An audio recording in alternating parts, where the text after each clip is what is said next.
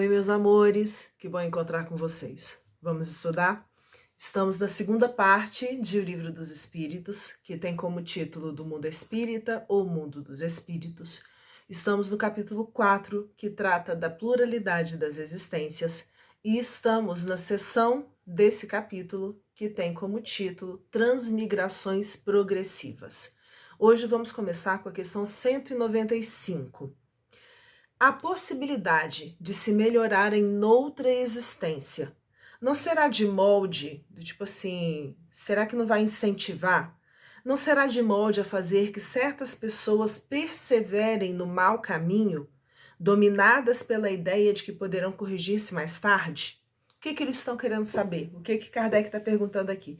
Será que essa ideia de que eu posso me corrigir mais tarde, já que existem várias vidas, será que isso não pode ser uma desculpa, uma justificativa equivocada, mas uma justificativa para que uma pessoa escolha permanecer no mau caminho por enquanto? Sabe aquela coisa assim, tem muito tempo ainda para eu poder evoluir, então eu posso continuar do jeito que eu tô por bastante tempo? E a resposta que os espíritos dão, ela desconstrói um pouco esse argumento, né? Essa ideia que pode ser construída a partir do entendimento da possibilidade de se corrigir mais tarde. Porque eles respondem assim: aquele que assim pensa, em nada crê, e a ideia de um castigo eterno não refrearia, não faria ele mudar de ideia mais do que qualquer outra, porque sua razão a repele e semelhante ideia induz a incredulidade a respeito de tudo. Seria mais ou menos assim: as pessoas que constroem esse tipo de argumento, na verdade, estão inventando só uma desculpa, porque do mesmo jeito que fala isso, né, quem tem essa vontade de permanecer no mau caminho, ele, da mesma forma que pode usar a justificativa de que tem muito tempo ainda, pode deixar para se melhorar mais tarde, ele também não tem medo da ideia de um castigo eterno. Primeira coisa que os espíritos estão dizendo é isso. Eles continuam: se unicamente meios racionais se tivessem empregado para guiar os homens, não haveria tantos céticos. Céticos são as pessoas que não creem em nada. Então, vamos pegar pedacinho por pedacinho. Se o único meio, né, que Deus, que os espíritos superiores usassem para guiar, né, os homens fossem os meios racionais, do tipo tudo certinho, calculado, né, tudo lógico, por que tem tanta pessoa que não acredita em nada, se a lógica, se a razão é o que guia todas as questões? O que eles estão querendo chamar a atenção nossa é que para algumas pessoas só isso daí não basta. É necessário um outro tipo de condução, um outro tipo de argumento. E aí eles vão continuar. De fato, um espírito imperfeito poderá, durante a vida corporal, pensar como dizes. Um espírito que ainda está, né, distante do caminho, pode até durante a vida, em algum momento, pensar dessa forma: ah, deixa para depois, eu ainda tenho tempo para resolver isso. Mas, liberto que se veja da matéria, a partir do momento que esse espírito, né, como eles dizem aqui, ainda imperfeito, sair da matéria, porque aí aumenta um pouquinho a consciência do que ele é, se amplia a consciência, né, do espírito. Liberto que se veja da matéria, pensará de outro modo, pois logo verificará que fez cálculo errado. E então, sentimento oposto a esse trará ele para a sua nova existência. Pode até ser ideia temporária de uma vida, mas à medida que o tempo passa, né? Vamos imaginar assim, eu posso até pensar dessa forma nessa vida, só que ao desencarnar, eu vou ter consciência do quanto que eu fiquei para trás, eu vou ter consciência do tanto de dores que eu poderia ter eliminado para mim, do tanto de dificuldades que eu poderia não mais enfrentar, e aí eu vou voltar para a vida com um sentimento diferente. A gente pode imaginar como se fosse aquele aluno que não fez absolutamente nada, né, num dia de aula, e quando ele chega em casa, ele acaba se dando conta de que além do que ele deveria ter feito naquele dia, ele também vai ter que fazer as outras tarefas que estavam previstas para o dia seguinte. E aí ele percebe o acúmulo de coisa que ficou e ele não pode perder de ano, né? E por causa disso, ele retorna para a aula no dia seguinte com vontade de, opa, deixa eu ficar livre disso tudo. Sabe assim? É mais ou menos por aí. Eles ainda continuam. É assim que se efetua o progresso. E essa é a razão porque na Terra os homens são desigualmente adiantados. Existem pessoas das mais variadas formas, dos mais variados níveis de adiantamento, porque cada um é cada um. Uns já dispõem de experiência que a outros falta, mas que adquirirão pouco a pouco. Deles depende o acelerar-se-lhes o progresso ou retardar-se indefinidamente. Depende de cada um de nós o que a gente quer. Aumentar o nosso progresso ou continuar atrasado por muito tempo ainda. Mas depende de nós principalmente porque nós é que enfrentaremos as consequências das escolhas que a gente fizer nesse caminho. Mas existe uma nota a essa questão. O homem que ocupa uma posição má deseja trocá-la o mais depressa possível. E ocupar essa posição má e esse mais depressa possível também é relativo, porque muitas vezes a ignorância faz com que a gente não tenha consciência de que a gente está ocupando a posição má. Mas à medida em que os instrumentos colocados pela misericórdia divina atuam sobre nós, né, à medida que as consequências dos nossos erros, dos nossos atos voltam para nós, a gente quer sair daquela condição que está desconfortável, né? A ideia é essa. Aquele que se acha persuadido, convencido de que as tribulações da vida terrena são consequência de suas imperfeições, aquele que entende que as dores, que as dificuldades que ele passa aqui na Terra são consequência das suas imperfeições, no sentido, só são dificuldades porque ele ainda não trabalhou em si aquilo que é necessário para que as coisas sejam percebidas, sejam vistas, sejam entendidas de outra forma, procurará garantir para si uma nova existência menos penosa. E esta ideia o desviará mais depressa da senda do mal do que a do fogo eterno, em que não acredita. Resumindo, né? O que ele está querendo dizer? À medida em que a gente sofre e entende que esse sofrimento é decorrente daquilo que eu estou fazendo de errado, e à medida em que eu vou entendendo que depende de mim garantir que esse sofrimento não aconteça daquela forma novamente, isso produz em mim uma vontade de acertar, uma vontade de sair daquele lugar comum muito maior, muito mais eficiente do que a ideia de que se eu fizer errado, eu vou ficar ardendo no fogo do inferno indefinidamente. É isso. Questão 196. Não podendo os espíritos aperfeiçoar-se, a não ser por meio das tribulações, das situações enfrentadas da existência corpórea, segue-se que a vida material seja uma espécie de crisol ou de depurador, por onde tem que passar todos os seres do mundo espírita para alcançarem a perfeição? Então vamos lá. Eles já entenderam aqui atrás que o aperfeiçoamento real nosso, não que não aconteça também no mundo espiritual, mas é aqui que eu vou provar, aqui na matéria, que eu vou provar o que realmente eu já construí em mim.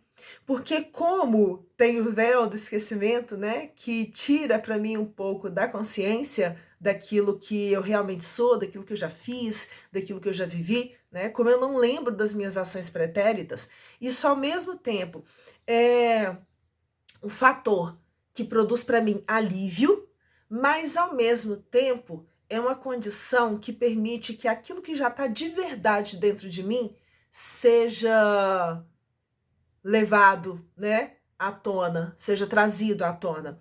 Então, se eu já conseguir, né, à medida em que eu vou desenvolvendo em mim, por exemplo, a tolerância, vamos colocar dessa forma, eu não preciso lembrar o erro que eu fiz para que agora eu entenda que eu preciso ser tolerante, porque isso já está dentro de mim. Então, naturalmente, eu vou agir de forma tolerante nas situações que me forem apresentadas. Só que o que eles estão querendo saber é o seguinte, a gente pode entender então, já que a evolução, né, nesse sentido de aperfeiçoamento mais concreto acontece ou é comprovado aqui na matéria, será que a gente pode entender que todos os seres do mundo espírita, para alcançarem a perfeição, têm que passar por essa experiência de depuração, que é essa experiência da vida na matéria? É isso que eles estão perguntando. E os espíritos respondem sim, é exatamente isso. Eles se melhoram nessas provas, evitando o mal e praticando o bem. Porém, somente ao cabo de mais ou menos longo tempo, conforme os esforços que empreguem, somente após muitas encarnações ou depurações sucessivas, atingem a finalidade para que tendem. Ou seja, não vai ser em uma única encarnação que a gente vai conseguir, né, atingir essa perfeição. Da mesma forma que a criança que entrou no primeiro dia de aula, lá na educação infantil, ela não consegue, quando termina aquele dia de aula, já sair de lá com o título de um pós-doutor em alguma área qualquer do conhecimento. Só para a gente ter um pouquinho da dimensão do que é esse processo de caminhada. É um processo contínuo. Questão 196A. É o corpo que influi sobre o espírito para que este se melhore ou o espírito que influi sobre o corpo? Já que é necessário, né, que eu esteja na matéria para que esse processo de aperfeiçoamento ocorra, eu posso entender que o corpo vai influenciar o espírito para que esse se melhore ou é o espírito que vai atuar sobre a matéria? Teu espírito é tudo. Não é necessariamente o corpo que vai fazer com que eu melhore. Teu corpo é simples veste que apodrece. É uma roupa que um dia vai estragar. Eis tudo. Por que ele está deixando bem claro assim? Para que a gente entenda, eles estão deixando bem claro assim, para que a gente entenda que não é só a matéria, é o conjunto de tudo que diz respeito à vida corporal. É o planejamento reencarnatório, são os encontros que nós somos levados, né, a ter aqui na Terra com outros espíritos, são os exercícios que são propostos para o nosso desenvolvimento, só que é como se a matéria fosse exatamente esse campo de formação que é a escola. Por que a gente não pode aprender todas as coisas que são necessárias para o nosso desenvolvimento aqui na vida terrena, né? Simplesmente tendo aula dentro de casa com os nossos pais? Porque é necessário a convivência com os outros. Na convivência, a gente aprende uma série de experiências diferentes. No espaço escolar, a gente tem acesso a várias possibilidades de conhecimento diversos, a laboratórios diversos, então é como se fosse um ambiente mais apropriado. Existe uma nota também a essa questão 196A. O suco da vide, o suco da videira, nos oferece um símile material dos diferentes graus da depuração da alma. E vale a gente lembrar que lá atrás, né, a gente saindo da introdução do Livro dos Espíritos, quando a gente foi abordar os prolegômenos, a gente viu a orientação dos espíritos responsáveis por trazer, né, a doutrina dos espíritos. A gente viu a orientação para que se colocasse o desenho da videira na abertura da obra. E nesse sentido é que eles começam, né, fazendo um paralelo com aquela menção dada lá atrás. O suco da vide nos oferece um símile material, um material semelhante dos diferentes graus da depuração da alma. Ele contém o licor que se chama espírito ou álcool, que seria a parte mais, vamos dizer assim, quase que mais sutil dentro, né, da uva, mas enfraquecido por uma imensidade de matérias estranhas que lhe alteram a essência. Esta só chega à pureza absoluta depois de múltiplas destilações. A gente, para chegar no ponto, né, de conseguir o vinho, e aí é o exemplo que era entendível, né, facilmente entendível naquela época, precisa passar por um processo de depurações sucessivas, um processo de maturação muito longo. Existe uma simbologia por trás aí que a gente não pode esquecer. Esta só chega à pureza absoluta depois de múltiplas destilações, em cada uma das quais se despoja, se liberta de algumas impurezas. O corpo é o alambique em que a alma tem que entrar para se purificar.